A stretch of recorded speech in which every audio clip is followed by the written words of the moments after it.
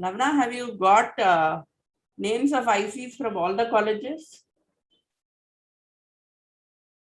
You can text me if you have not got from any college. Yes, yes. We'll text you later, ma'am. Yeah. I'm going live now. Okay. It's already live for me. It will show, but we have to actually click the live. Oh.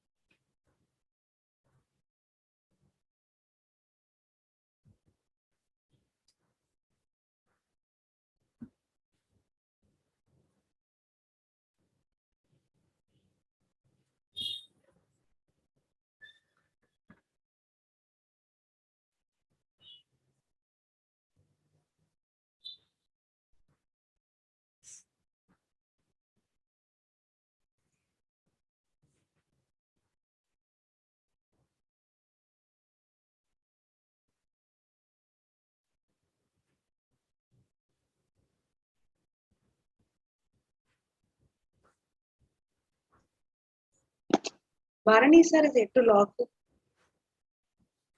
Want me to call him? Yes, yes. Maybe he will join a little later because of any function at home. Maybe because he texted me. So Texted some what? other messages. Let's see.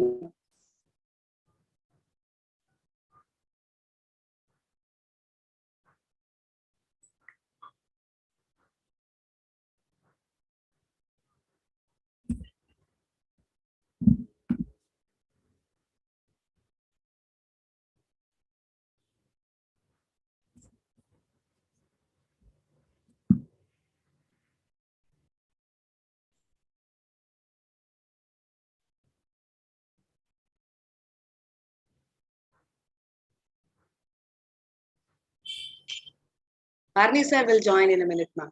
Yeah.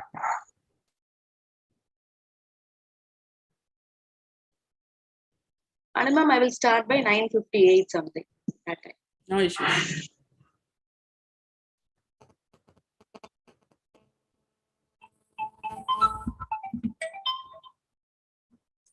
ஒன்றும் இல்லை எங்கன்னு பேசிட்டார் அதான் ஒருவேளை ஆவணி வட்டம் ஏதாவது இருக்கோ அப்படின்னு நினைச்சேன் எஜூர் ரன்னிங்கோ okay okay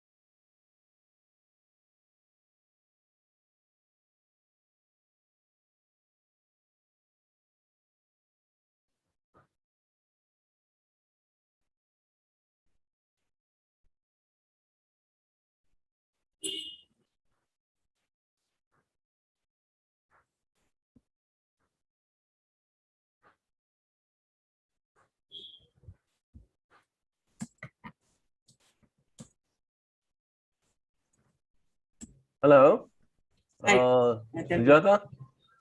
In this attendance form, date has to be filled with M first, is it? She may be in. Sorry, Ramesh, what is it? Yeah, this enter date of webinar, M is first. Is it MMDDYY is asking? It's MDY 4Ys. Yes, sir. Oh, okay. Month, that means Yeah. 821 कैसा होएगा? D, okay. In fact, ये थोड़ा मतलब anyway, you're giving the calendar icon there, so that's good. Okay. There is Fine, yeah. calendar icon, it is M month, the MMDDYY. I Yeah, think yeah. Google has given it as MDYYY. Google ka fault hai. Okay, not yours. Google ka hi hai. That's true. Okay, good.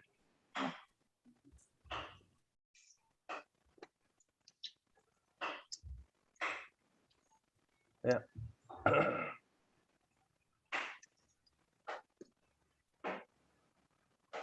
No, today is a holiday actually. It's a holiday weekend. Onam. Yeah, a lot of events today. Tomorrow is a holiday here also, and it's a festival, Raksha Bandhan. Tomorrow is your Raksha Bandhan, no? Yeah. In fact, lot of traveling, all the brothers, sisters, Bonhomie, family event. Bonhomie तो हर वक्त रहता है boss, ये हमारा India है, है ना? हाँ? We never miss a chance for it. Huh? हाँ. Harsh has come from Delhi, Alisha has come, so all are now in the house today. Okay, very good. Harsh got 98% GRE. Wow, good, yeah. So Anu ma'am and So he's Akash. better than the father, huh? Always, always. The son is Always. always better. Always. The son is the, yeah, that's how life is, yeah. क्या करेगा?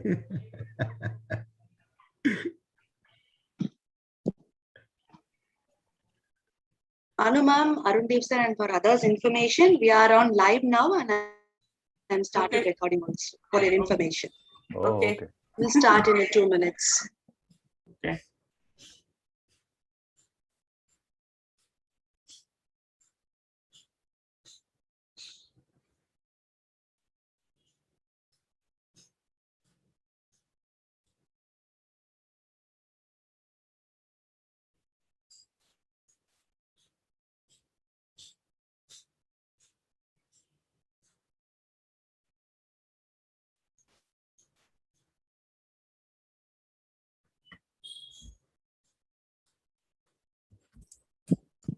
Can I go ahead, Anu ma'am? What's the time? We'll wait for some more. 2 more minutes, we'll wait. Yeah. Nothing lost.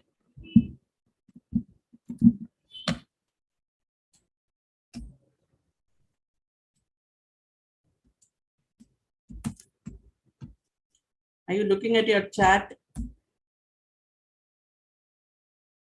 Navna? Yes, ma'am, yes.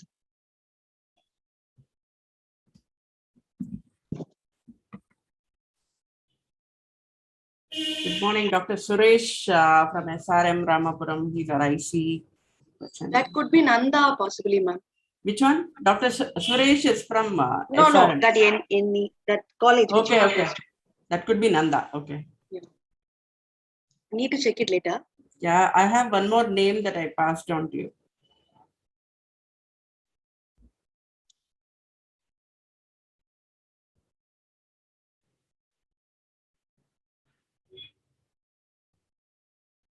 Barney is in.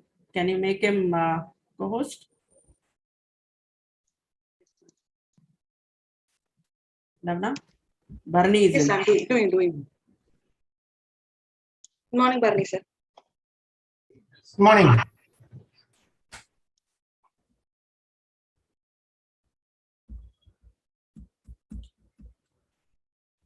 So will you be able to take a picture if I make everyone come online? Put their video on? Be too much? Navna? Yes, ma'am, because I have started recording and things and all going here. Okay.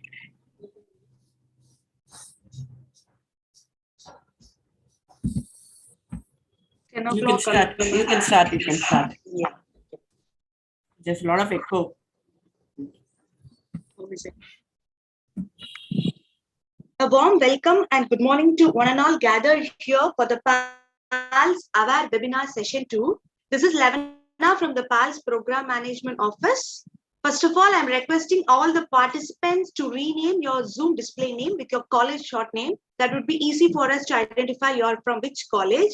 And if any Innova coordinator has joined, kindly prefix your name with IC in front of your name.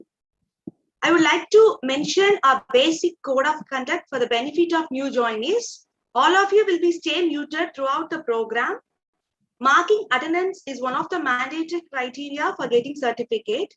Please post your queries in the chat box or raise your hand so that we will unmute you to speak. We will be having an interesting flash quiz in between the session. Please wait for it. And at the end of the program, we will share a feedback form. With this, I am requesting Ms. Anuradha for the introduction of speakers. You are muted, ma'am. One thing is introduction of speakers and the session. And before that, people should be, if you want a certificate because you attended these programs, 1, 2, and 3 together constitute one certificate. And the certificate of attendance will be awarded to people who have registered and marked their attendance, attended the session, taken part in the Slido quiz, given the feedback form as Lavana said. Only those people will actually get a certificate for that event, this event. And I find many of them not registering their attendance or not attending the quiz. When the Slido quiz comes up, there are certain preliminary things to be done, like registering into that quiz and all that. So you need to be available fully to be able to get something out of this activity. And the session 1, 2, and 3 of this Aware webinar series will help you to fill in any concept and design document, leave alone the Innova concept and design document. So at this point of time, you should be thinking about your problem, the solutions, and also work on taking 2 other members or 3 other members in your team, totally maximum 4 student members. And you can choose to have a faculty advisor who will advise you. So try to form your teams and be in place for the 3rd session. So today we will have a recap of last week's, a short recap followed by this week's syllabus in an elaborate fashion. So we have Arun Dev, who is no new person to you. We have Arun Dev and Bharani Dharan, who will be taking the session for you. Arun Dev has extensive experience in marketing. He had been with L&T for a very long period, and he has developed European markets and other with specific focus to oil and natural gas. He's one of our favorite champions who is available everywhere, and he's a pillar of support to any event that we may come up with. So I request Arun Dev to take the floor first, followed by Bharani who has an extensive experience in the IT area. He's almost our CTO for PALS, and he's everything bundled into one. So he's available for every other event, preparing the quiz into the application. Like, of course, the questions are given, luckily for him, questions are given by the people who are taking the sessions, and he puts it into the software and then presents it. And it's I'm very happy to have them in my Innova Task Force team. And we hope you will have a great session. And I wanted to wait till the very end where we have some interesting announcements to make regarding a hackathon which is coming up. So now I give the floor to Arun Dev. Over to you, Arun Dev. Thank you, Anu. Good morning, everyone. Sorry to pull you out on a Saturday morning, but that's the best way we could accommodate all the sessions that we wanted to do. My session today would be for a maximum of about 45 minutes. I intend to,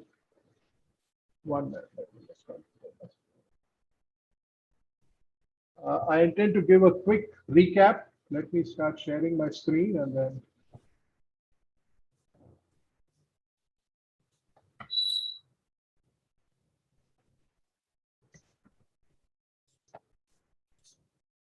So the primary focus of today's session for me is about the channels that you would use to get your product to customer. But before that, I thought it is relevant to take you through what was done in the Aware Webinar 1 last Saturday for the benefit of those who just joined us, or also as a recap for those who are here and who have been there on last Saturday as well. So this is the Innova theme for this year, technology-enabled social impact. It's a very broad subject, and we have also made some suggestions of the channels which you see there: water, energy, health, education, environment, sustainability. The primary objective here is to get everybody interested to look at each of these channels and find out how they could contribute, how they could create an entrepreneurial initiative around each of these or any one of these, and experience the whole process of building up an initiative or a company or a startup. The primary focus here is again on college students, university students. We are not looking at organizations who will try to use this type of approach that we are, the business map that we are using here. So this was the lean canvas that we saw last week. It's got the problem statements, it's got the customer segment on the right extreme, and then in between you have the unique value proposition, which is very critical for the whole setup, and a whole set of other things: channels, unique advantage, solution, metrics, and at the bottom line, both the cost structure and the revenue stream. What this does is it tries to capture all aspects of your proposed business into one sheet. It becomes very convenient then to communicate to anyone you're talking to about how you're going about your business and how deep you are able to press on into your business, how deep your thought about your whole approach to taking this forward. Last week, we did cover quite a few of the, apart from the whole presentation by Mr. Ramesh Adavi last week, we did cover in specific about problems, customer segment, and unique value propositions with regard to how to fill up what we expect to see in the concept and design document that you would submit to us by the 12th of October. Okay, keep in mind that date. Lean startups, by their very nature, are always temporary and they are always very rapid. So you might say October 12th is too short a date, but that's the way it is. It's the only way you can get things done. You need to work rapidly, iterate rapidly, and find solutions, work with half solutions, work with half answers, but that make a best estimate of how things will evolve. We did cover these three blocks that have been highlighted in red, but our team also felt we probably have to delve a little more with regard to the unique value proposition, which is what I'll probably start off today's session with before we go on to the channels. Before that, I again want to re-emphasize to all the students here, this is not a traditional business, which is primarily driven by implementation. In a traditional business, you have a new product, a product which is fully specified, and it's all about execution. In the lean startup, you have an idea. You believe there is a customer for it, and that is how you get started. You make a guess. A hypothesis at a very basic level is a guess that this customer will buy my product because he's got this problem. Or this customer will buy my product because if I make it like this, because it will solve one of his solutions, one of his problems. So that is basically the hypothesis on the basis of which you start off. And the whole approach in lean startup is to look at customer development. It's not about product. It's about identifying a set of customers who believe your product or your services or your combination gives them a solution which either removes a pain for them or creates a gain for them, and they will be willing to pay you for it. Always keep that in mind. It's very easy to do everything at zero charges, but it's all very difficult if you want a customer to pay even a single rupee. The general function they have is at zero price, you have infinite customers. The moment you come to 1 rupee, your customer falls down, your customer possibility comes down by almost about 1000%.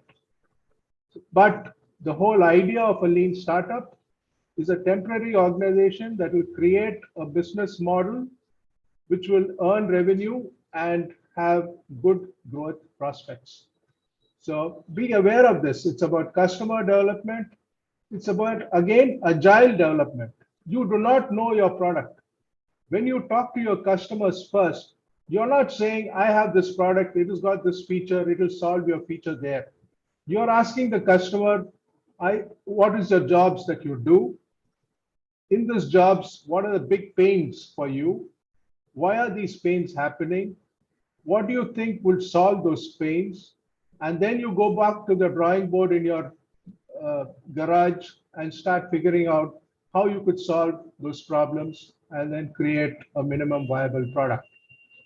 So it's all about iteratively building up a product which a range of customers will find useful.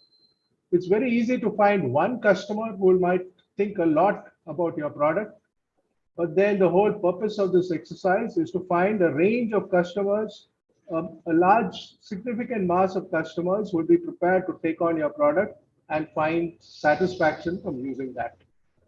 So it's about customer development, it is about agile development, and it's also about speed. You are going to be rapidly doing testing a number of hypotheses, and based on the results you get, even half-baked results, taking calls about what is the way forward. And a very significant thing, a big factor in all lean startups is failure is expected. Now, if you read Steve Blank's book about startups, he says, if you're not failing, you're not learning. It is important to accept failure and learn from that failure. A lean startup is primarily about ideating, planning, developing, testing, learning, and then going back to, again, the whole cycle. So keep this in mind. It is very, very different from standard product-oriented business plans that you have in traditional business. You do not have a product when you talk to your customer. You're going to ask him what his problems are, and then you're going to configure how you could solve those problems. I'll just go back to last week. We talked about, I think Ramesh talked about a drone helping a farmer, and we talked about how it could help him and what are the uses for him, etc. A farmer is not interested in the drone. The farmer is interested in the output that he can get from his fields. And one of the criteria he has is about fertility of the soil or the wetness of the soil or whatever nutrients in the soil, and he wants something to tell him whether it's sufficient or not sufficient, etc. So your idea of going to him and talking about a drone or something is of no relevance. You just need to ask him what he wants, and it's up to you to figure out how you're going to get that, where you're going to put the sensors, how are you going to get it out, and be able to provide him that data which will be useful for him. And at the end of the day, find out how much he'll be willing to pay for it. Okay, so this is the whole thing about lean business. It is about customer development. We now come to the central point in the whole exercise, which is a unique value proposition. This is what a unique value proposition is. It's the reason why customers turn to one company or the other. And each value proposition is a bundle of products and services that caters to the requirement of a specific customer segment. It's a single compelling message. Okay. I do have the 3 case studies maps that we had last year. We can quickly go through them. But before that, let me just explain what is a unique value proposition. A unique value proposition is not a set of features in a product. It is not something that you are aping your competitors who are supplying something very similar. It is something very unique which provides value to your customer. And that is the single most important thing that you're going to be trying to decipher in your discussions on customers. In developing this unique value proposition, one of the first things you do is try and understand what your customer does, the customer profile. On the right-hand side, we have the customer jobs. What are the things that he's trying to get done? All this in his own words. He's got to describe, this is what I do. I try and send packages out. I ensure the packages are packed very well. I ensure that these are done on time. I have these facilities. And then you look at probe as to what can make things better for him, or what are the things or anxieties which he has about executing his job in terms of what are the bad outcomes, what are the risks, and what are the obstacles related to the jobs that he executes. These are the pains of the customer. And the top left, we have the gains. He might also say, if I have better tools, I will be able to do a much faster job, or I might be able to do a better job in terms of output, in terms of less damages, in terms of less returns from customer, less rejections. So you need to articulate, get him to articulate what are these gains that he can possibly have, and try and understand these deeper. So gains are basically describe the outcomes customers want to achieve or the concrete benefits that they are seeking. An integral part of these gains is also unstated gains. Many people may not know what are the gains that they could have, but it's up to you to decipher from what has been spelled out, what are the additional things that he would gain, which he has not spoken about, and which you can try and get him to get interested in when you later go and try and ask him to trial out the product. So a deep understanding of your customer is very, very important. And all this happens only when you get out of the room. You have to get out to the customer, speak to him, observe him, and build up the whole profile of a customer. We talk about a customer archetype in terms of the startup language. It's very important to spend time here and articulate whatever you're observing, whatever you're hearing, whatever you're listening, not hearing, listening. Okay. Based on this, you slowly develop what we call a value map, a list of products and services which together will form the value proposition which you want to offer the customer. And the whole idea of this value map is to understand what are the pain alleviators that your product can offer the customer.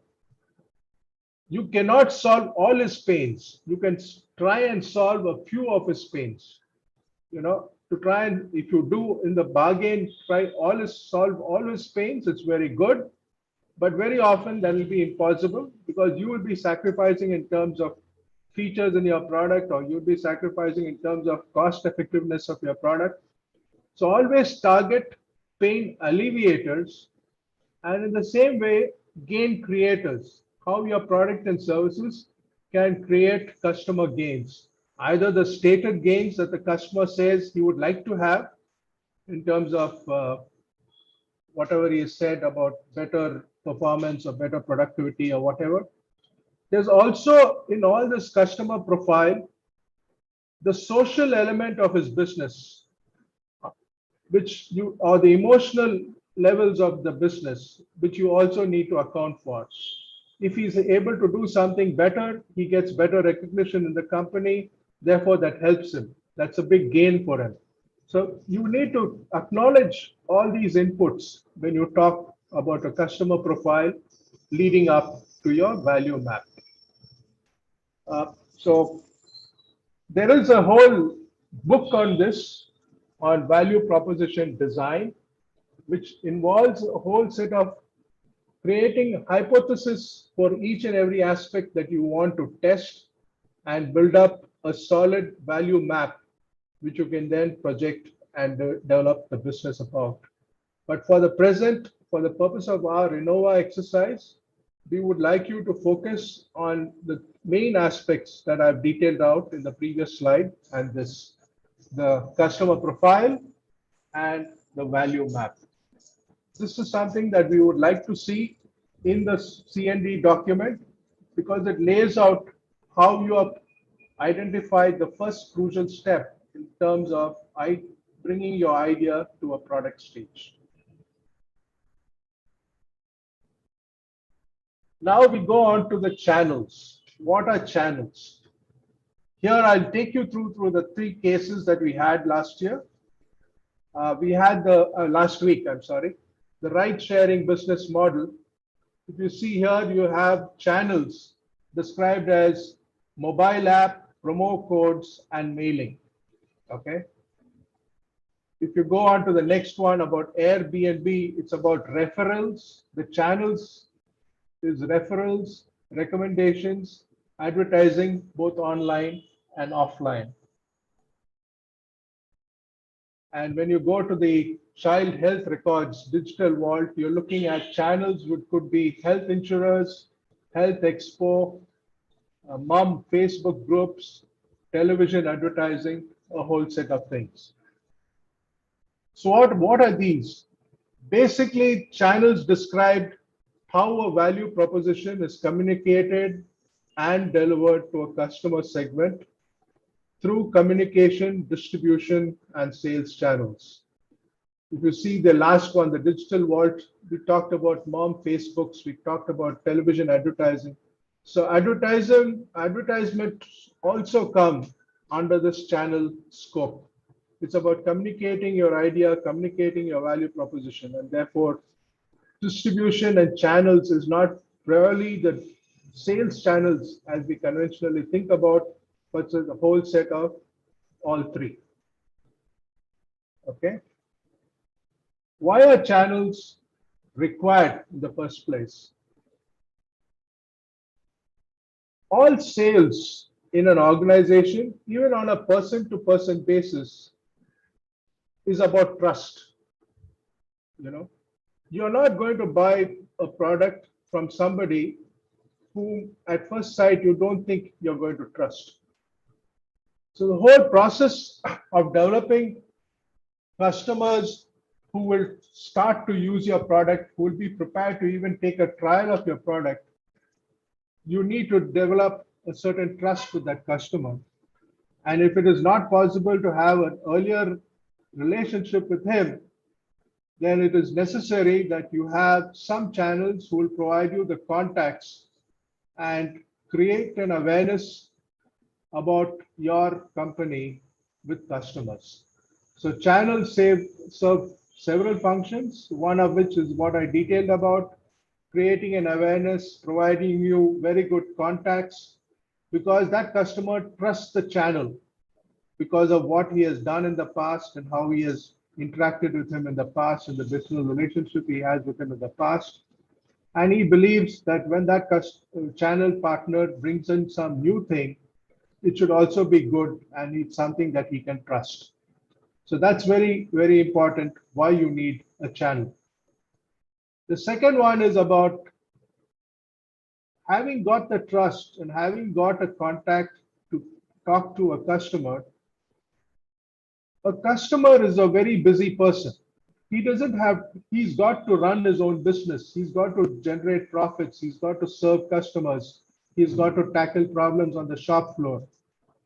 He's not going to find the time to experiment and do something just because Mr. So-and-so is wanting to have a startup for certain products that could possibly be of interest to his company. Be aware again here, you still do not have a product. You have an idea and you're trying to talk to the customer whether that idea would eventually be of use to him. Therefore, for a customer, it's more an irritation as to why should I waste my time on this. Therefore, it is good to have some contact or some channel in between who has the trust and will be able to provide the customer that trust that he will do well to spend some time on this new product or new discussion with the new supplier that the channel is bringing forward. Okay. So helping a customer to evaluate the value proposition is another very key thing that the channel partner does. Of course, once you have a minimum viable product, the channel provides the route to get that product and services to the customer, and also to keep a track as to how the customer is using it and what are the results that are happening. Very often, you may not have the reach to all the customers that you could get to. Therefore, you need a local person who will be able to provide you the same level of involvement with your customer as you yourself would have had. So allowing a customer to purchase the product is one thing. The second thing is also to ensure that the customer uses it in the way that we thought he would use it, and also understand how the whole process of utilization happened with the customer. So when we talk about delivering a value proposition to customers, we started with a value proposition. We designed a minimum viable product. We gave it to him for a trial. Did he use it in the manner we thought he would use it? How did he use it? What are the results that he has got? There's got to be somebody who's going to be monitoring this on a day in and day out basis so that we get a very clear input as to how good our minimum viable product is, or what are the features that we can improve, what are the features we should not have, or what are the other things that we should need to bring in. So a channel partner is very, very important in all these aspects. And then last, of course, once you have the product in the market, there's always an element of after sales support. After sales, not only in terms of maintenance, but also in terms of customer returns, in terms of warranty claims, in terms of support, in terms of spare parts. You need some person who's been with you from the beginning and who knows where you come from, what is your challenges, and will be able to also talk to customers about from a safety point of view about your company and not put you on the blanket. So channels are customer touch points that play a very important role in the customer experience. Keep this in mind. We might think we do not need channels, but we need channels to each of these sections to get a customer to try a product, to have somebody who will keep monitoring how the customer uses it, what are the reactions, what are the feedback, and also providing support at the end of the day. When you select channels, there are a number of things that you could do. I'll go from the bottom up. You could have a website of your own company, and you could say that customers could buy a certain product which has got these features which you believe is useful for them. Or you could have a direct sales force which would do this job. Then we have another segment which is the traditional thing that you see in consumer durables or a whole set of other things. You have a wholesaler, you have a distributor, you have a retailer, which then ultimately leads to a customer. And on the top, you have two other channels. One is the system integrator and an OEM. What's an OEM? Some years ago, we had a case where the university thought they had developed a nano product, a nano coating, which would significantly reduce erosion and abrasion. And one of the ideation sessions said that a good application for this would be aircraft engines. This was something, I think this party was in Australia, and they thought talking to Qantas Airlines and the regional airlines would be able to get them into applying this product on the aircraft engines.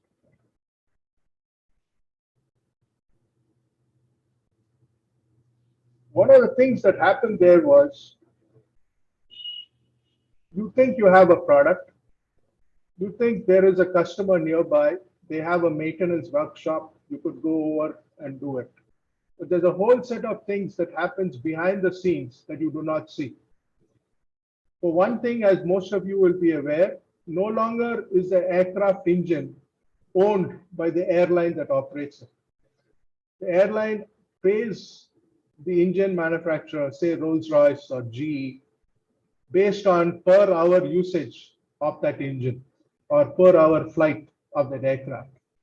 So the ultimate owner for this is going to go back to GE or Rolls-Royce, and they are the only ones, their R&D departments sitting wherever in England or in the United States, who would be able to take a decision about whether this nano coating could be used. So it's very important to understand where the application happens and how it gets integrated into the final, whether it is through an OEM or a system integrator. A good example of a system integrator is what you see in software implementation. You have the SAP software or the Oracle software, etc., which is ERP software, which is implemented across an organization. But the implementation does not happen across by SAP themselves. They have a number of system integrators who are trained and who have gathered experience over time, and therefore they are more efficient in implementing this in different organizations. In both the OEM and system integrator, the common thing is your product is a very small percentage of their total business. To really engage them and get their interest, your product has got to be able to have significant value proposition, a significant value addition in terms of pains or gains to gather their interest and to be incorporated in their offerings before it goes to the final customer. The wholesale distributor retailer, I'll take an interesting example here. We do have, you talk about the conventional publishing industry, okay? You have a book publisher. You take your own textbooks. I mean, I'm going back to the time when I studied. You had McCabe and Smith, and you had, I think, Simon Schuster, who used to be the publisher. So the publisher's role there was to identify the authors who would be able to give good books. They did have a battalion of specialists who will be prepared to go through manuscripts given by different authors, shortlist books, and then tell the author that, okay, we will take on your book for publishing. So that's a very key role that the publisher does. He then prints out the book. He then markets the book, creates an advertising plan for the book. So this is all that the publisher does. That is your company. I mean, just take, for example, that you're a publishing company. That is what a conventional publisher does. And then he pushes the book to the wholesaler. The sole function of the wholesale channel in the channel is to only stock the books and ship the books as and when required by different distributors. Think about it in a country like India. You have a publisher sitting in Bombay. He wants to push his books across the country. He would have wholesalers in the major regions who will then push the product to the distributors.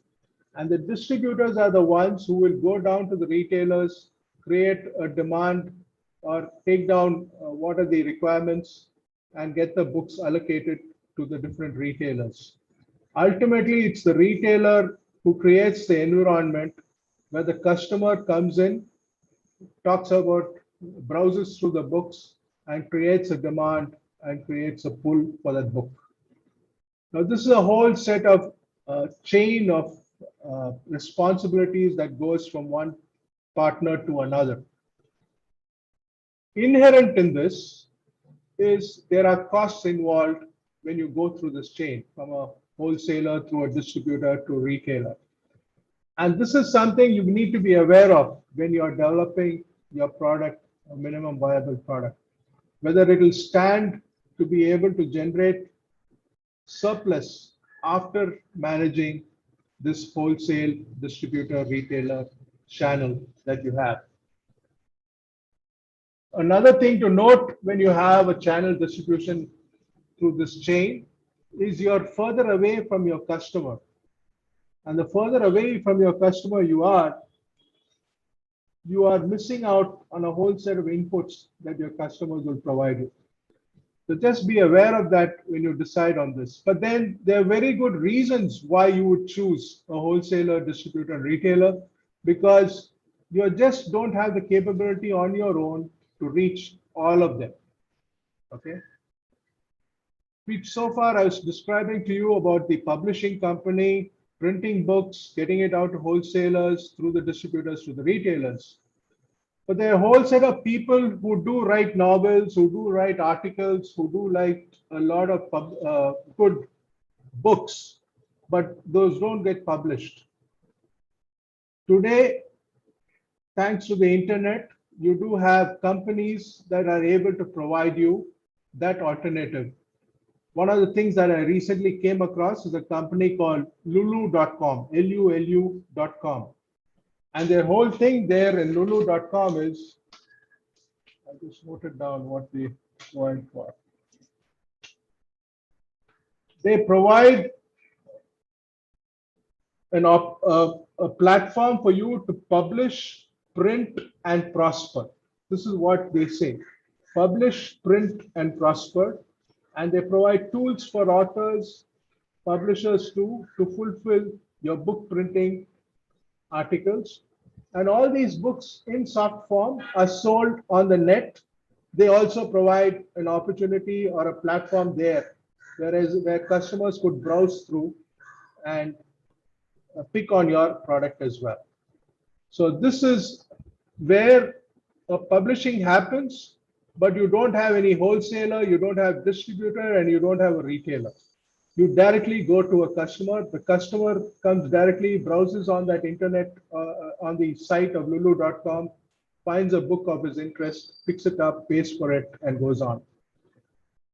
At last count, when I saw that website yesterday, they had close to about 700,000 books which were printed and sold through this direct channel. So why I bring this up is for you to look at options when you look at customers and how the product can reach customers. Of course, there are very conventional methods in which customers are satisfied. There might be a standard way in which customers are satisfied. But then you do have options like this, where you come across this concept of disintermediation. You cut off all the intermediaries in the whole chain, the wholesaler, the distributor, and the retailer, right? Of course, the direct sales force is something that you would have to have if you're talking of a high technology product. Think again, if your customer is GE and you have this nano product, there would be a lot of technical interaction, a lot of trials that will need to be conducted before that product is accepted by GE. And this can only be done when you have a direct sales force that interacts with GE to identify what are the needs, what are the features, what are the other aspects that need to be accounted for. So a direct sales force provides you direct information. Normally, it is very good for high-tech products. People avoid direct sales. One of the things about direct sales force is it's very expensive to maintain. It has a lot of cost compared to what a distribution cost is. But for the technology product that you are involved in, you will be able to accommodate the higher costs of maintaining a direct sales force. Of course, web and online, it is purely about your capability to manage the logistics of getting the customer, of getting the product to the customer. So these are the different channels that you would come across, you would need to consider. And this is all something that you would pick up when you're creating your customer profile. When you talk to the customer about what he wants, what are his problems, what are the gains, you are indirectly or on the side also going to ask him, how does he get this product? Is he happy with that channel that he's getting to? Is there something that can be improved about? And those are the inputs that would come in handy when you're creating or selecting the channel by which you get your product to the customer. Why this emphasis on channels so early is primarily because channels have a cost. And it is something that you need to factor in when you're developing your minimum viable product and taking it forward. So that is why we want a lot of emphasis on channels going forward. Selection of channels, we did talk about it. Does it add value to the sales process? Of course, we said you need a channel because he adds value in terms of providing you the contacts, providing you the feedback about the usage of the product. Very often, he can also give you feedback about what is the competition, what are the features in the competition, and what are the things that could help you. The other point is, of course, we talked about the complexities of the product and whether the price of the product will be able to accommodate either your direct sales force, or is it best that you get it directly to the channels, or you allow the channels to manage it and you provide for the cost of those channels. And the third, of course, is there are certain established buying habits. Let me get back to that experiment or that hypothetical situation we talked about, drones being used for monitoring a soil moisture content for a farmer in South India, in Tanjavur.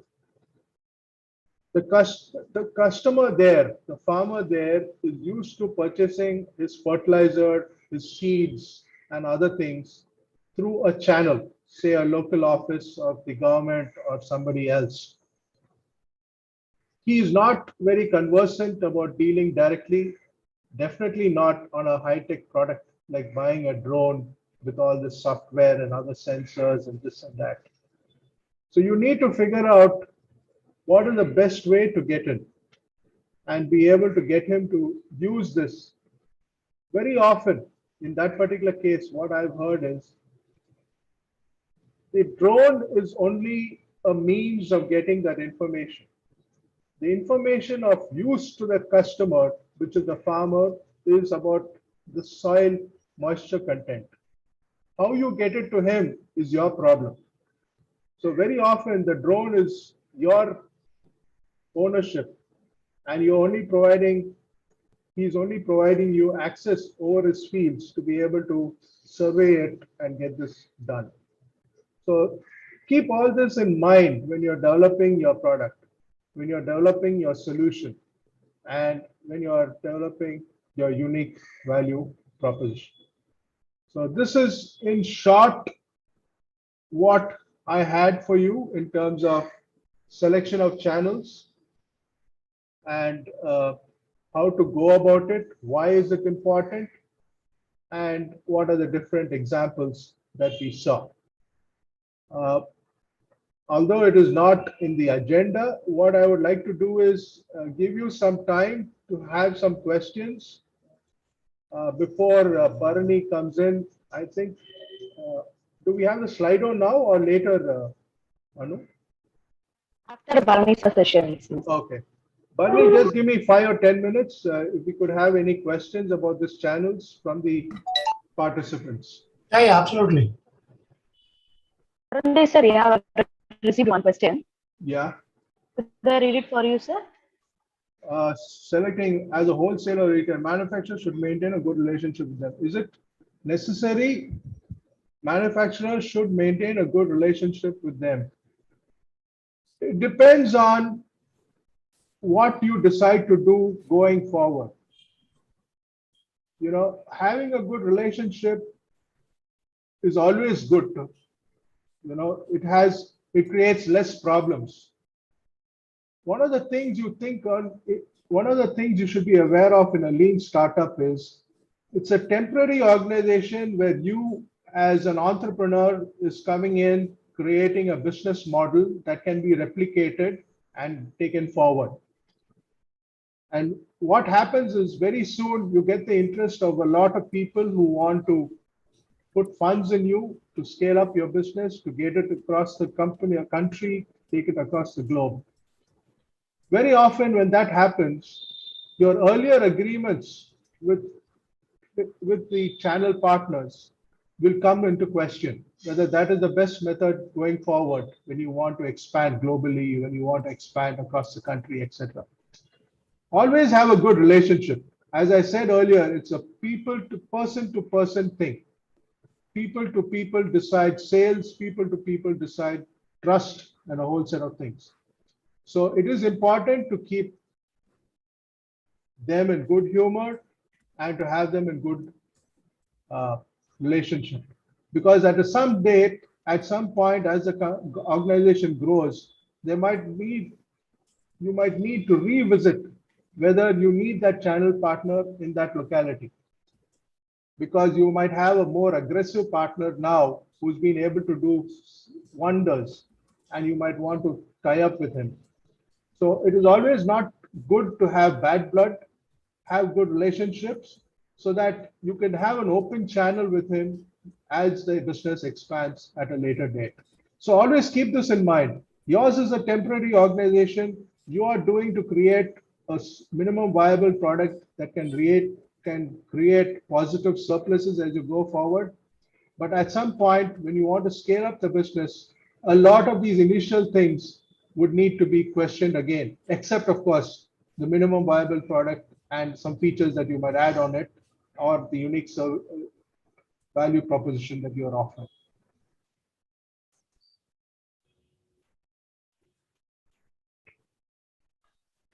Students, please feel free to post your questions or raise your hand and make use of this opportunity. Let me see if I have left out anything else. There is a message for you saying thank you, sir. Thank you, Vamsi. Yeah, people have to. It's better they resolve all the questions now, because it will be useful for you to take the test when it comes with with much more clarity. We always look at the facilitator to give away some,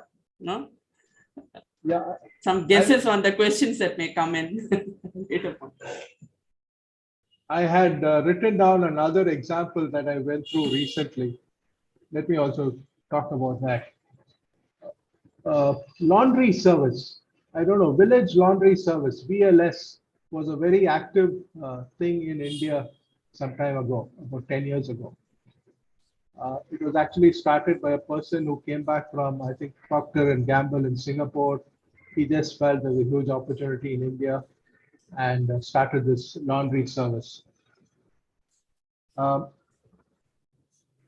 It's interesting what you look for as channels for the laundry service. Clearly, you cannot go directly to customers because you just don't have the reach and you don't have the spread to be able to do that. So what you do is you have collection points who also they later become, when the clothes are done and laundered and ironed or pressed, become the points where it is given back to the customer. So you have collection points at different points, locations in the city who are helping you. But all the other transactions, apart from the physical collection and delivery, is done by an app that you design, and the customer is able to order how many kilos he's putting in, how many items are there, being able to pay for it, and also you have a track about where the items are and when he can collect it, etc., etc. So this is a combination of something that you do on your own, as well as try and leverage others' capability to be able to provide you a very critical service of the physical collection and delivery. Think of it in many, many different ways. Yeah, Don't be restricted. If hostels are existing, IIT hostels used to have this feature. There's a collecting point for this, and then somebody takes it, brings it back. Right. So, Any hostel or any community kind of place, multiple apartment services, you can think of it in so many segments actually. so that's about it. If there are no other questions, I'll hand it over to you, Barney and Anu. Thank you. Thank you, Arun. Barney, it's Shall yours I? now. Yeah. I will stop sharing. Sorry. Yeah. Yeah. Yes, Barney. Thank you.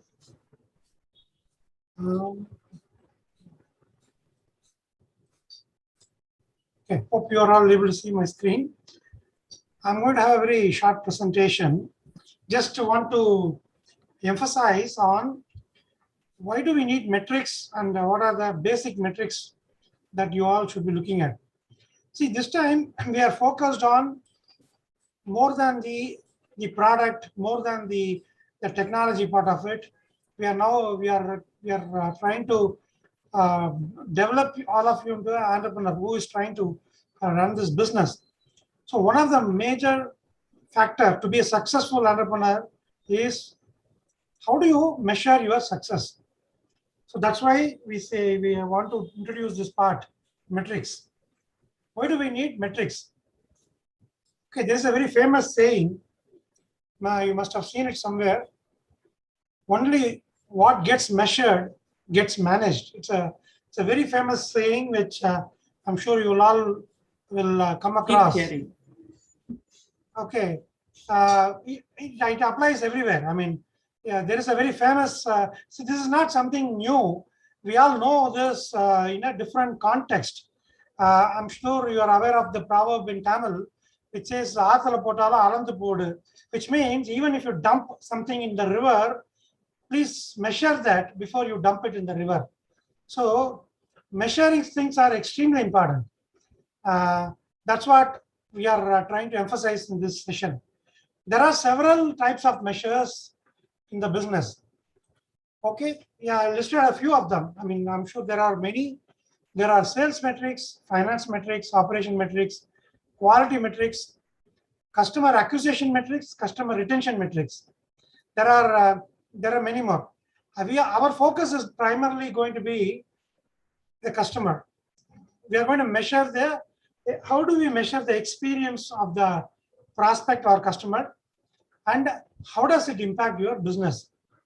So we are trying to pay more attention to this because being a lean startup, our success primarily depends on our customer. So we'll give you a few tips on where you should be focused on, what will help you in your lean startup company. Okay, two things I want you to be aware of. One is metrics. Metrics are measures that are generally used to monitor and evaluate different parts of a business. It's a very simple definition. What is KPI? KPI is obviously a metric by itself. It's only a subset, but it lets you to measure specific high critical areas of your business. We can think of many examples. For example, as a student, what are the metrics that typically we look for? For example, the attendance. How many days you have come to the college? It's a metrics that will definitely be very useful to see how attentive you are. However, the marks scored by you in your exam, that's a KPI. That's a performance indicator. I mean, if you are the marks that you are scoring in your lab, these are all key performance indicators that will determine whether you are eligible to be given a certificate or not. So KPIs are also indeed metrics, but those metrics which are clearly demonstrate your ability, whether you have performed that particular task successfully or not.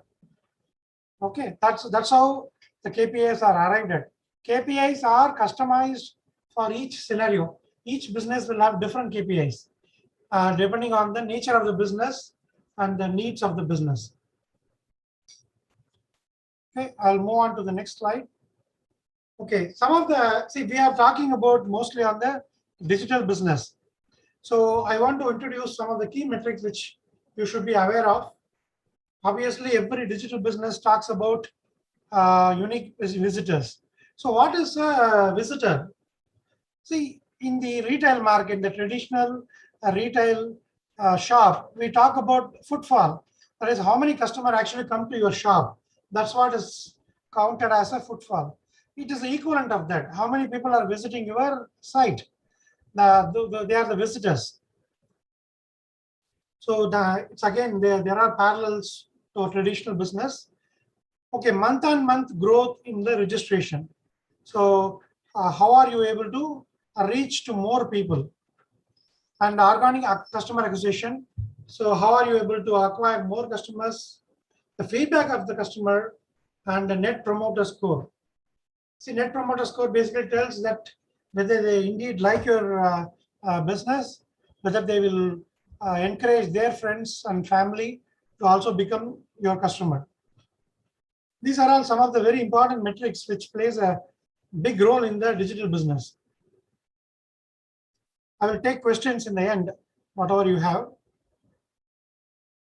Okay, we have seen a lot of case studies in the previous webinar as well as in the session by Arun. So we talked about the ride-sharing business model. So here the key metrics is where number of trips, number of users, average price of a trip, average revenue of a driver. You can think of Ola, Uber, what kind of metrics they will be interested in. That's a typical metrics. Airbnb, they will look for number of views to bookings per host. How many views are converted into bookings? Basically gets revenue. And number of hosts applied. How many people are ready to offer their place for this? Net promoter score. Daily active user, monthly active user. That's another critical metric for digital business. You may have, for example, Facebook. Facebook has got the entire world in it, but not everybody is logging into it every day. Some people log in only once in a year. Or so active users on a daily basis, active users on a monthly basis also makes a big difference. Okay, and then digital vault for health records. Here again, there are matrices like number of users, number of doctors, number of records captured, number of lookups. These are the things which are we can count on for digital wallet. Okay, apart from this, I just wanted to give you a few general metrics that will be of interest. Okay, whenever you come up with a digital platform, see, adoption rate is extremely important. That's how you measure the success of your business. So, for example, if you take Ola, Uber, you have to find out if there are how many people are taking public transport in Chennai, and how many of you are adapting to your mobile app to leverage your service. That should keep on increasing. That's the digital adoption should keep increasing. That will show the success of your business. So the adoption rate, it's very important. Number of repeat customers. See, somebody would have come to make use of your service, but is he happy enough to come back again? So repeat customers are really, really important. Cross-selling. You may have more than one business. Are you able to attract the customers from one another? That's another success rate you can really try to see how you're able to do that. Of course, net promoter score. It's extremely important that you keep an eye on it. And if there are negative feedback, you must focus on it and try to improve upon it. That's one of the important metrics that you should be focusing on. Okay, and what are KPIs? As the name suggests, it's a key performance indicators. It effectively used to monitor the performance. Okay, it is a quantitative metrics. Okay, it can pinpoint where you are going wrong. Okay, it can be used to incentivize your employees. You can ask them to focus on a particular area and tell them that if you are able to do this, you'll get more bonus or some additional compensation. And it will accelerate the ROI. See, any business, the what is your fundamental expectation? How fast you can get your ROI, return on investment. So if you are able to focus on the key performance indicators and improve upon it, then obviously the chances that your return on investment happens much earlier than expected is very high. And all the more important, having the right KPIs, you can establish a very transparent system with your stakeholders. The stakeholders are the investors who are investing in your business, your own employees, as well as your own customers. You can very clearly tell them. So recently there was an ad by Airtel. I don't know how many of you see that. They said they will openly publish the outstanding tickets which are not addressed on a daily basis, so that people will come to have the confidence that all their queries are being addressed. It's an important KPI. They said initially it will be very high, but we will definitely reduce it over a period of time. So it gives the confidence to the customer, okay, my queries are being heard, it's not put into dustbin. So KPIs, if it is defined the right way, obviously you will be able to attract your customers and grow your business very well. KPIs are extremely powerful. I want to give another example. For example, we talked about the hospital, the healthcare records. In a hospital, in fact, recently, I think it was Obama's administration, they brought in a very interesting KPI for the hospitals.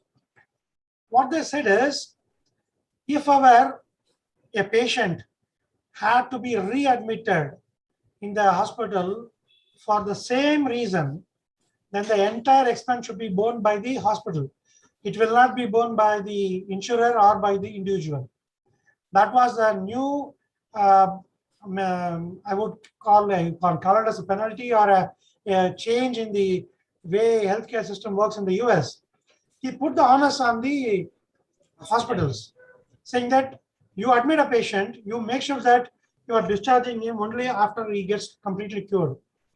So readmission rate becomes a very important KPI. See how that really made a very big difference in the US.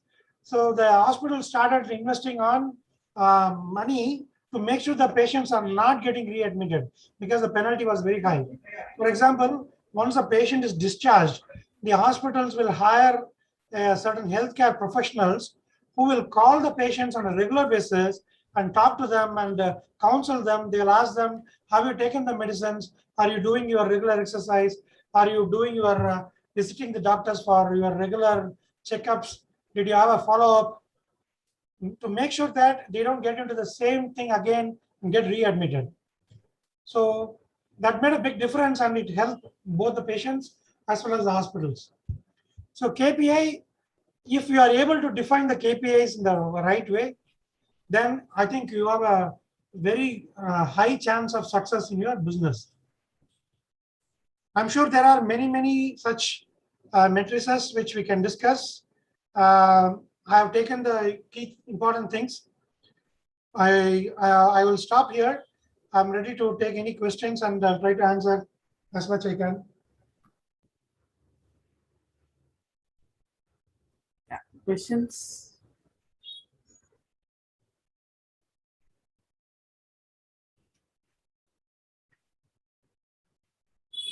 Are you all there? Any questions for Barney?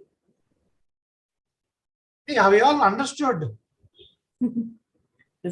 See, I know people like you who come to the industry. I've seen many such people. You guys are technically strong. You understand technology, but this is beyond technology. Okay, when you get into business, technology is one part of your headache. There's a big part of other headache is how you actually run the business. Unless you define your matrices, you define your marketing channels, you will not be able to achieve what you're looking for. So you have to focus on these things. This may sound very vague right now, but it is extremely important. You must be very much familiar and make yourself familiar along with your product knowledge. Barney, is it very close to KRAs in a corporate situation? They call it a key result area that is expected out of a person. Correct. So KPI and KRA are somewhat synonymous. Yeah, they go hand in hand. See, once you know the KRA, you are putting a quantitative measure on top of it. That becomes your KPI. Yeah. So whenever you come across these jargons, don't be taken back and think they are just measures to quantify your performance. It is not like like our online classes or the classes that we attend in engineering colleges. There's a clear expected performance about every individual who is employed, whether by the industry or you're going to employ someone. You need to define these things. Can you suggest new strategies for modern technology of business? What is this? What is it? And why is PMO?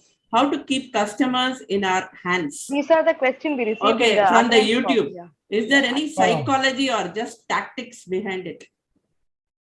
How to keep customers in our hands? Okay. Anu, I'll take that hold. Yeah. Yes, sir. Let's start from the beginning. You are an entrepreneur. You have a genuine passion about an idea. You want to take it forward. You're going to do it. You are not going to do it because you want to scheme.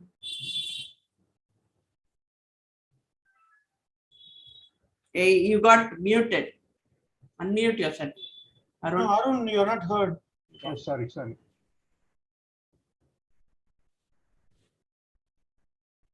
So one of the important things about keeping customers in your hand is putting in that effort to develop trust, that you are listening to him and trying to solve his problems genuinely.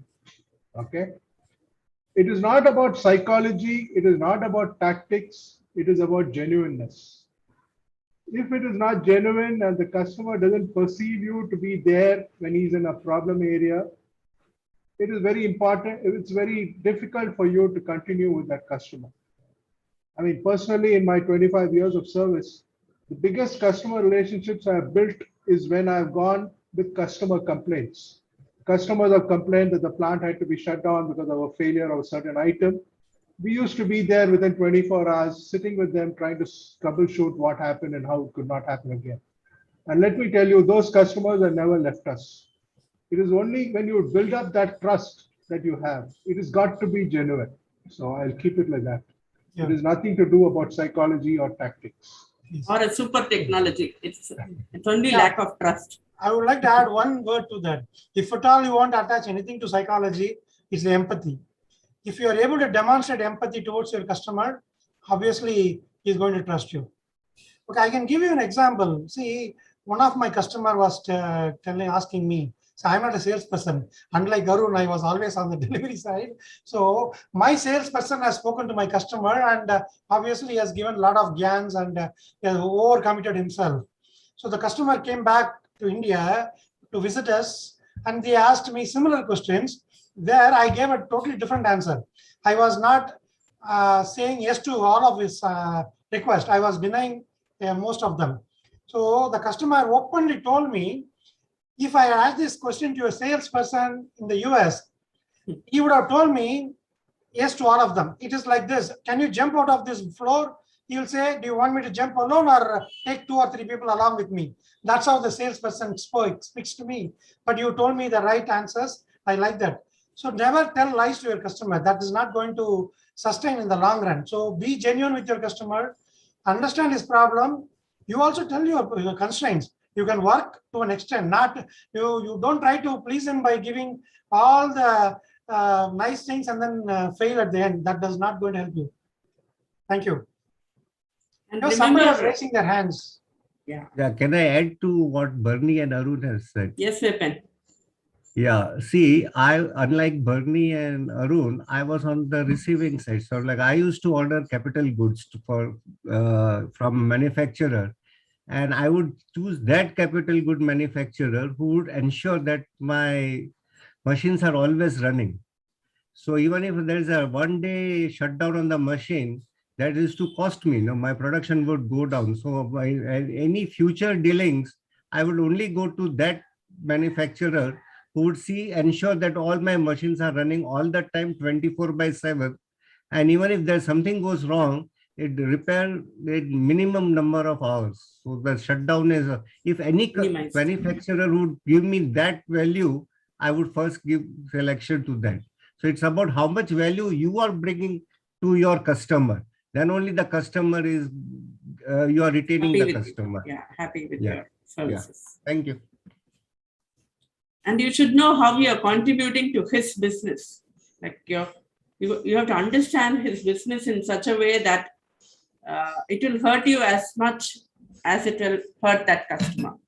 If something is going to fail, how are you going to fill in? Even if I have to pay something more to that supplier who is going to ensure that my machines run all Correct. the time, I'm willing to pay that extra cost for that peace of mind. Yes. And I don't know, there is a question for Ramesh sir or Arun Dev sir. Yeah. Okay, so that question is, what are the skills needed to start a business, right? As Is well as the that next question, is there any limitation to lean canvas? okay? But I want to answer actually the first question. What are the skills needed to start the business, right? Yes. I think, I mean, just you don't need any skills. You just need a desire to want to start a business. Okay, so it needs passion. It needs risk taking, if you want to call that a skill. And most importantly, I think the lean canvas offers you a step-by-step approach so that the risk and the cost of getting into business is minimized. Okay, so if you are passionate about something, get into it and use the lean canvas model. Now that answers probably the next question. I don't know what you mean by, are there any limitations to lean canvas model? But I think it is just a method to make sure that your ideas about the business are real and you increase your chances of succeeding in your startup. That I think is what I would like to answer. I think if Arun Dev wants to add to it, that will be great. I'll add there, Ramesh. Yeah. One of the things, let me answer limitations of lean canvas.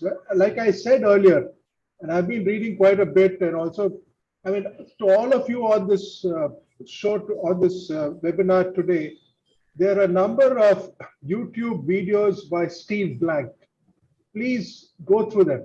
They are a 1 hour duration, but they are a wealth of knowledge about what is a startup and what does it take to be a startup and all that. One of the things when you talk about limitations of a lean canvas, as I said earlier, this is a temporary organization to identify a business model that can be scaled up. To scale it up, you need a different set of skills compared to setting up that business. So be aware that this whole canvas will change as you test different hypotheses, change your value propositions, change your minimum viable product so that you're able to satisfy customers and yield and earn a positive revenue or a positive payback. And as you scale up, what you need is execution skills, which are very different from what it is when you are starting up. So I wouldn't say there are any limitations, but be aware that this will have to change and this will have to iterate and move on. How to enlighten the customer? Just Yeah. to add to that, I mean, what we are talking about right now is the lean canvas model. Okay. And as Arun Dev, in fact, in his speech talked earlier, right now, our focus is on you who are students, right? But if you are already a business and you already have a product, then there is something else. It's called a lean business canvas, correct? So for every stage of your startup development, there will be different, and as Bernie mentioned, there'll be different KRAs, there will be different KPIs, and there will be different ways in which you measure how your business is succeeding, right? So we have to be careful. So right now, the lean canvas is the ideal model for students who want to become entrepreneurs. Another big positive of the lean canvas is also it identifies drawbacks or failures very fast. Okay. You don't have to burn a lot of cash to finally understand that that idea will not work. You're going to keep iterating and finding out faster. So that's Correct. another key thing about the whole canvas. Absolutely. In fact, that is the most valuable thing about the lean canvas. I mean, the idea is you fail fast, fail early. Okay. You fail by simply just putting your ideas on the paper and your customer telling you this is nonsense. So you're not spent any money. Okay. But you've learned. So one of the useful things and to remember is that, and in fact, also one of the reasons why people have maintained that in the Silicon Valley innovation is at the highest is because I've heard many times that failure is celebrated. Okay. And what learnings you get out of a failure is very, very valuable and at almost zero cost. And staying at zero cost is, in fact, one of the fundamental concepts of lean, right? So that's why the lean canvas is fail fast, fail early, but maximize your learning at zero cost.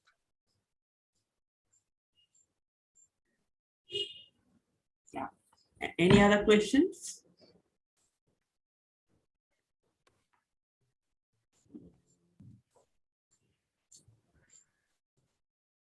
Can you say how actually Google Pay, Phone Pay making money?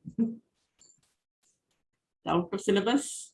Yeah, it's out of syllabus. Then I'll take the next one. Yeah. Reaching out to customers directly is better or through an intermediate agent. Be aware, this whole process of customer development, you as the founder has to go out. You cannot depend on second-hand inputs through an agent.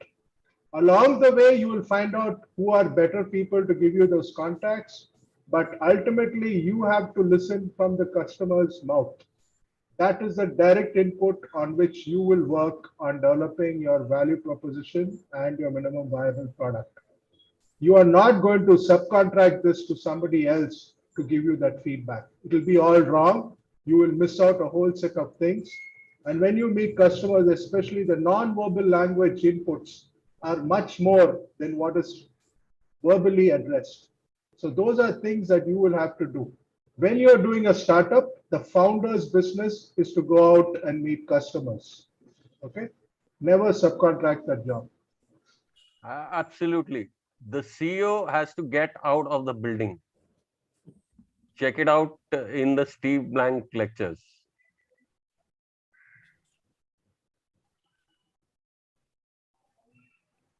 I can make an attempt at the earlier question, how actually Google Pay gets paid.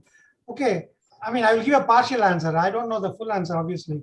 So you must have seen recently, maybe 6 years back or 5 years back, WhatsApp was acquired by Facebook for a whooping $19 billion. WhatsApp was not making money at all.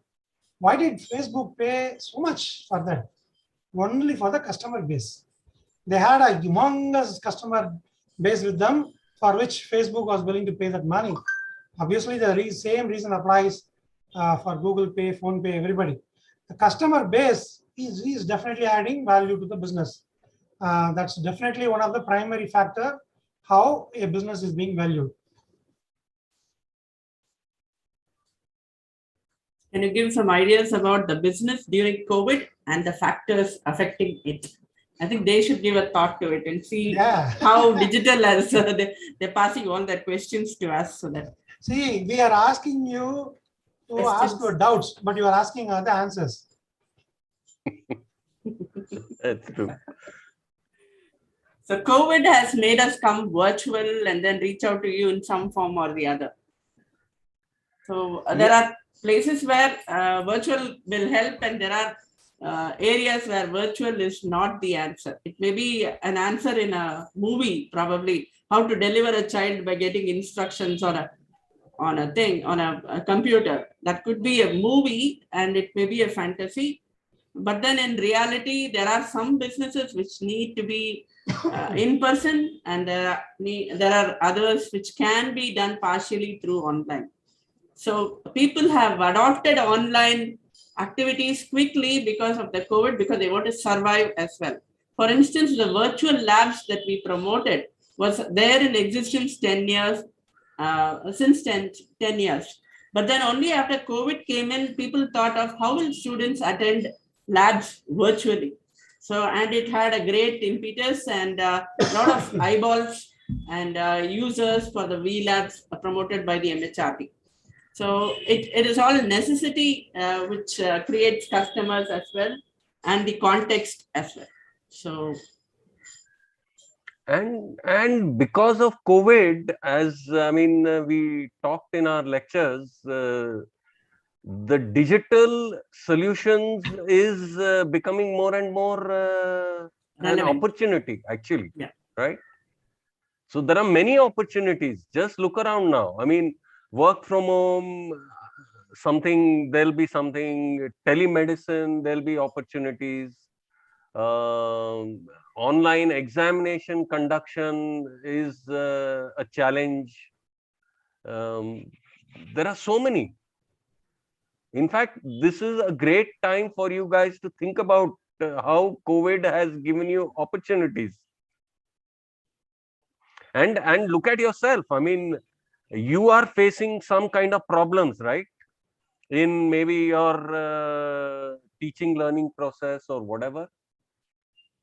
So you can find solutions. I mean, treat problems as an opportunity. That is the challenge that you guys have to really face up to and work at.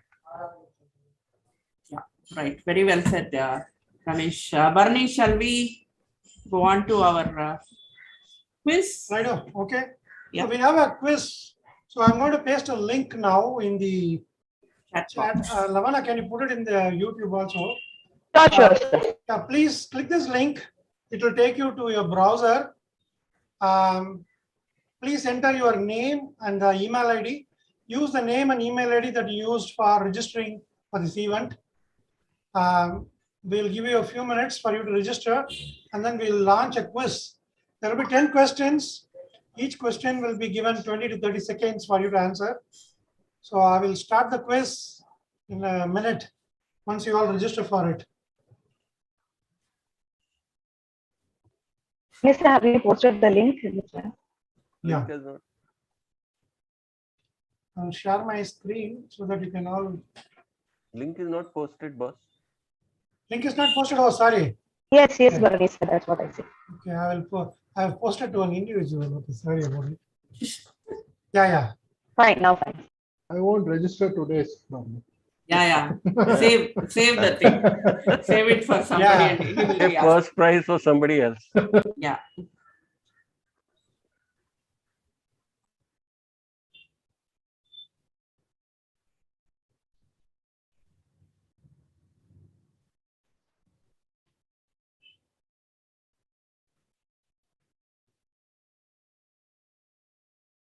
Okay, hope you can see my screen. We'll start the quiz in 30 seconds. We'll wait for everybody to register.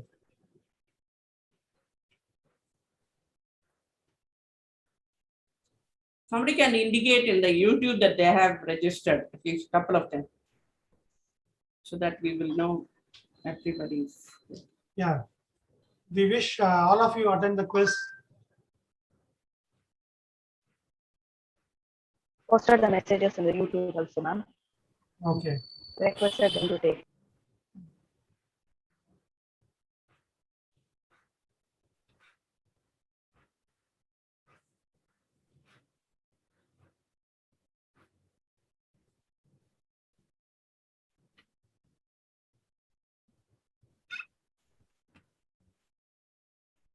Shall we start now? Yes. Okay, I'll start the activate the quiz. Join the quiz. Okay, so we have this is the first question. What should be the main objective for an entrepreneur? So we have a couple of options.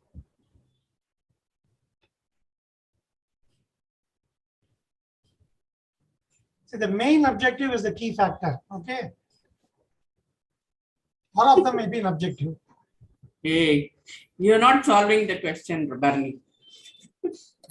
See, whenever you say all of the above, I know. See, I gave the all of the above to deceive you, and I'm expecting the same thing happen. Please don't get deceived by such things. You'll be easily be mistaken. The main objective cannot be to do all the things. Many. It has to Cannot be focus many. on your customers. I'll go to the next question. What is a unique selling proposition?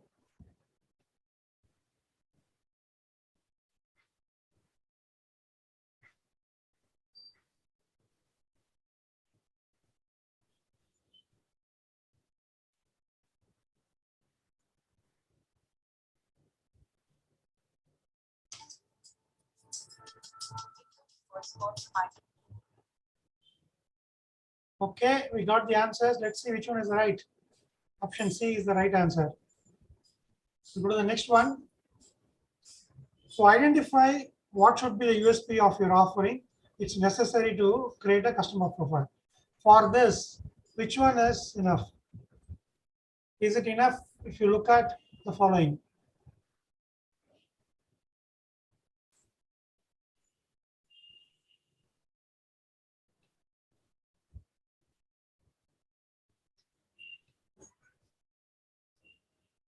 I have given 30 seconds for these type of questions. Give you more time. Okay, let's see which one is the right answer. Yeah, this time many. All of the above. Yeah. Okay, the next question. You have a product which can be sold to a large number of customers across the country. See, which distribution channel would you choose from the selection given below to ensure this is done efficiently and cost effectively?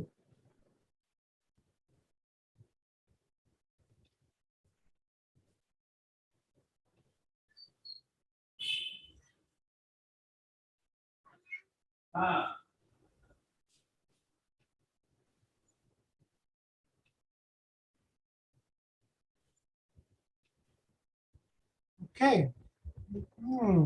Yeah, overwhelming answer has got a right answer. Okay, good.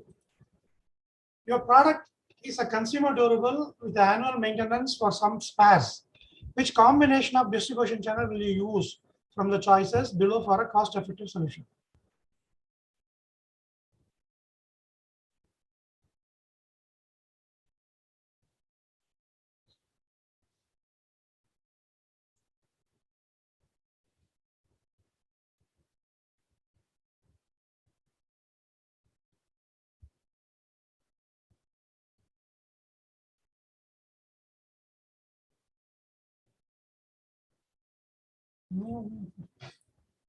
See, I think you have to understand having your own team doing everything will never be cost effective. You must know how to outsource, what to outsource. That's an important factor when you run the business. So you must have partnerships. No, and in this case, you can't be all of the above. Yeah, Yeah, obviously. you have to choose. Yeah. And see, what is the primary objective of gathering metrics in any business? It's a very simple, straightforward question.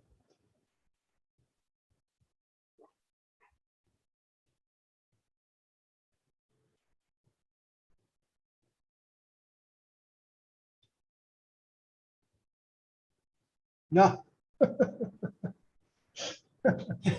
See, if your objective is to just to make profit, that's not going to take you there. Okay. The metrics is not just to make profit. The primary objective will be to make sure your business is successful.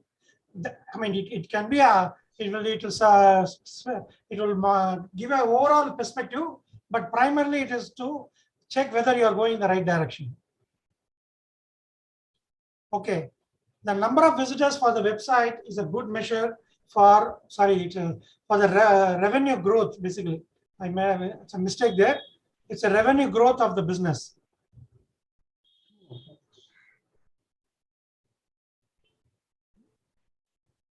Whether it is true or false.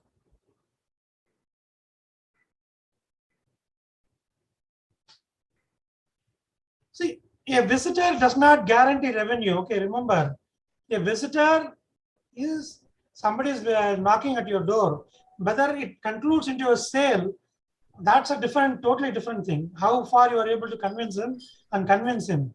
So that really matters. It's like window shopping. Yeah. Okay. For your business, it's a very famous question. Many of my you must know that. Who is the best salesman for your business? Whom you will bet on, you will invest on.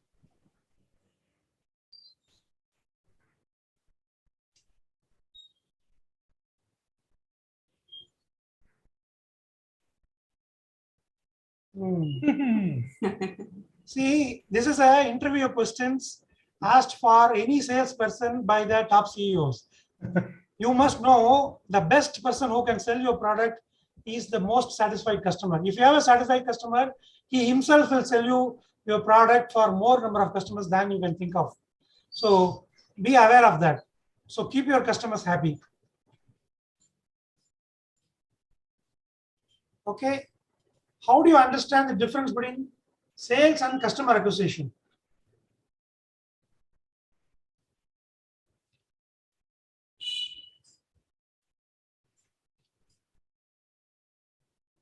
Both are not the same, so be careful about it.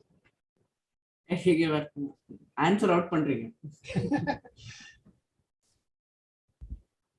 Okay, I'm glad that only 2% has chosen that. Okay, I think many of you got it right. The customer acquisition is, as Arun was mentioning, it's strategic in nature and it is long term. They will not leave you if you are able to do that in the right way. Okay, let's go to the last question. I forgot to put the leader dashboard. Anyway, what are KPIs?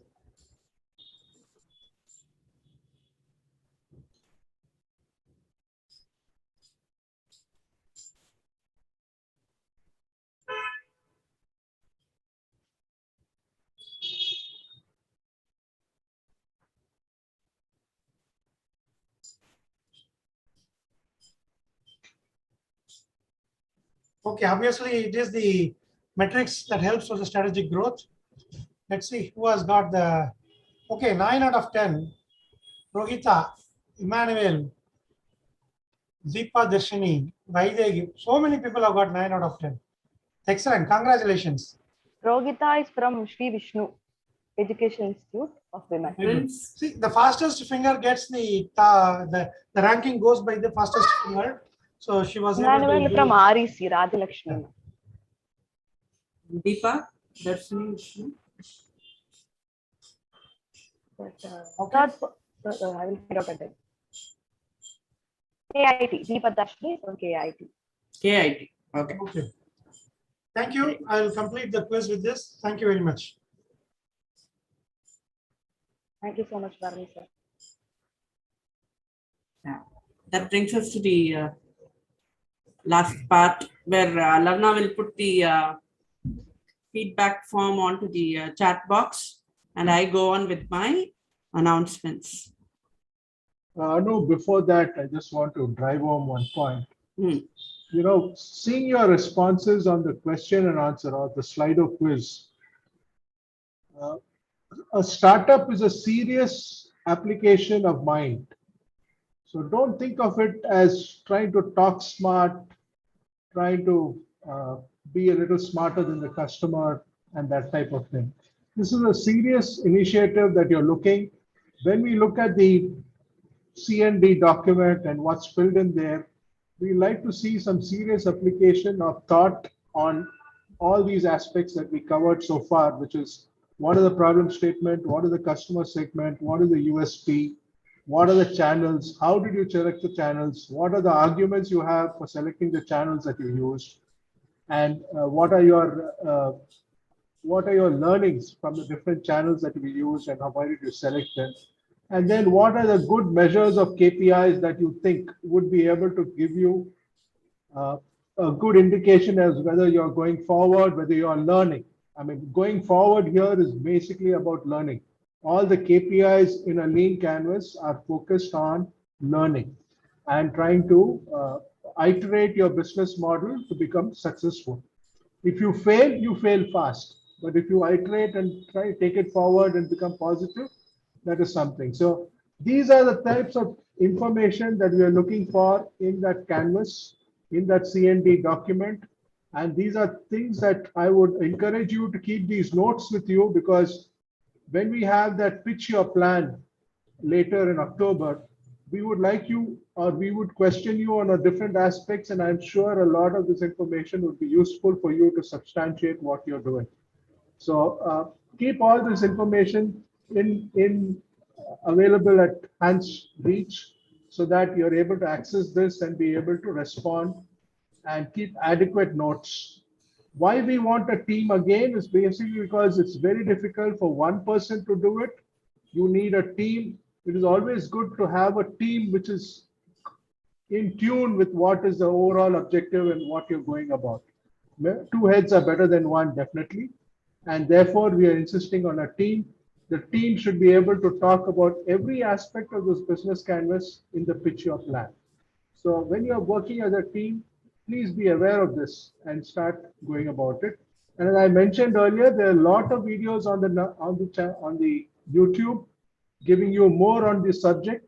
Ours is not the end all of the whole channels or KPIs or UF or the lean USP. canvas. There's a whole set of other information that you can gather yourself. We encourage you to do it. We want you to do it. If you in your picture plan, you say, I watched this video and I learned this from this video. I think that's a big significant input which you should bring out. So please be serious about doing this and developing that CND document. Thank you, Anna. Yeah, I want to add actually one more point. Yeah. I mean, be serious to the point of treating this as one of your long-term career options. Now, let me explain. In fact, if you've seen many of the very successful unicorns that have come on the horizon recently, all of them, most of them, many of them were college students 5 years or 5 to 8 years ago. And the initial idea was conceived at that point in time. Okay. It took them 5 to 8 years, maybe 10 years for that idea to culminate into $1 billion, $16 billion kind of valuations. But it all started when they were college students like you. Okay. So this is certainly one of the very important career options that every college student should be thinking of in today's world, because the opportunities for startups and the government incentives that are now going to come for startups and so on are only going to increase. So more and more, this is going to be an attractive career option rather than looking for jobs. Okay, so please take it very, very, very seriously as a lifelong mission. Thank you. Thank you, Ramesh and Arun. Barney, you have anything to add? Yeah, Okay. I have something to add. Yes, Vipin. Yes, Vipin. Don't ever start a startup or any venture as a part-time hobby, please. You have to put your passion, your heart, and all your resources together. Start late. That will be okay. But don't start it as something, look, I'll do my job here and I will also do something for the startup. Don't have that woolly ideas at all. A startup requires all your attention, all your heart, all your patience. So be prepared to give everything what you have 24/7 and then start. Okay. Yeah, absolutely. We have to be passionate about your business, and you put your heart and soul in it to succeed. So please remember that, and all the best for those who are venturing into this. Thank you.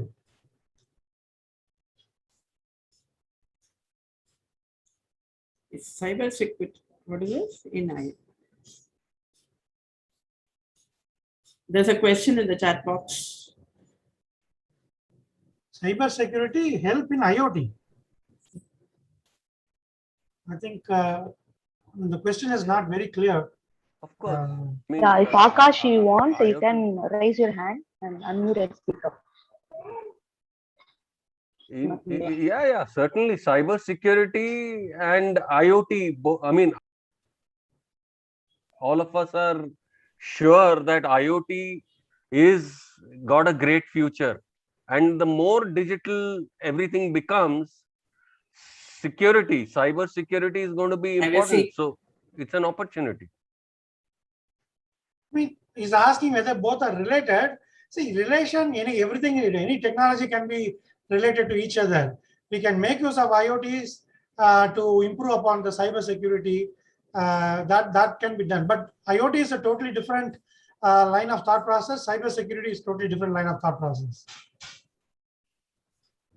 Now, if it's asking, does cyber security has a thing to play in IoT? Yes, because IoT is again revealing so many of the privacy settings, and security may be at risk. So cyber security comes into play. Such, yeah. That's how I would look at that question. You can write to us if you have. You can frame your question in a much better way and then pass it across. If he available, Lavna, he can unmute himself and talk. I can give 30 seconds. Yeah, that was Akash. Where is he? Akash. I'm not able to locate him in the He's there. participant. You have to search AA. Can you? My mic is not working. Okay, fine. Okay. Okay. Okay, that brings us to the end of today's session, the second session on the C&D document, the Lean Business Canvas. Kindly provide your valuable. Ma'am, that's okay, me. that's you. Okay.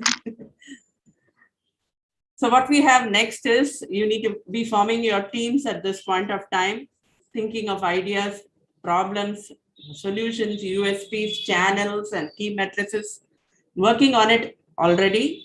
That is one part. And to the first week of September, we are planning a hackathon in 3D printing as we did last year's March, I think. So that is a different competition, and it will run for about 10-15 days, like 23rd or 24th. By Monday, Tuesday, you will be getting a mail. Your IC coordinators will be getting a mail on that hackathon. And I request all of you to participate, form your own teams, and then participate in that competition. The first level filter will be a test for 10 minutes, and then you will be given different case studies based on the preference indicated in your registration. So it is something to do with 3D printing, is what I would like to say. There will be an initial session also talking about the rules of the competition and things like that around September 2nd or 1st or 2nd. You can also visit our www.palspgm.com website and go to the Innova page for inputs on different things, like the Innova competition itself, the concept and design document, which you can view, and also the guidelines, process guidelines. All these have been indicated there. Any questions, you can feel free to write to us, anuradha.ramanujam@palspgm.com, or to the PMO. We will be happy to answer those queries. Apart from all this, we also have a WhatsApp group with our IC members, IC coordinators from different colleges. So feel free to post your questions there also, and we will be able to answer them. Have a great day. It has been wonderful being with a bunch of people.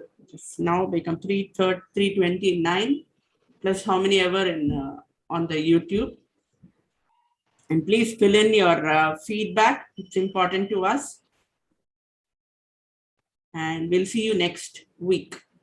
Same time, 10 o'clock next Saturday. So that is the third session of the series 1, 2, 3. And this will help you to create a good concept and design document. Thank you very much. Last session is about the critical thing about cost and. Yeah, that is one thing none of us know about. As engineers, we ignore the cost factors in the revenue streams, and we treat it very lightly. And we believe it's an important knowledge every one of us should have. So it will be kind of a 101 for all of you who are wanting to start business or making some meaningful contribution in the startup space. So we have some experts talking to you on finance related topics, just as we did, and give it to you in a capsule form. Again, we insist that you go back and read more and more about it to get a better view of it. But then it is just an initiating operation, like getting you into the path of startup. Thank you all. Thank you all for being with me, and thank you the task force people who are here. Arun, Ramesh, Barney, Vipin, and not to miss out the Innova coordinators and all the aspirants. And you can definitely use all the knowledge that you gain here in any competition. That is a promise. And more so in Innova. Yeah. Yeah. Thank you all. Thank you, Anuma. Thank you. Thank you, all the Lavna. Thank you, champions. Sujata. Thank you so much, ma'am. Yeah. Thank Yeah. you. Participants, thank you all for the great participation. I'm sure all of you have gained a lot more information out of today's session. Kindly submit your valuable feedback in the chat box, in the link given in the chat box. Hope to see all of you in the webinar 3. This is on 28th, that is next Saturday. Yet another interesting topic. We'll share the meeting details to all the participants who mark the attendance in the middle of next week. Thank you all. Thank you. Thank you so much.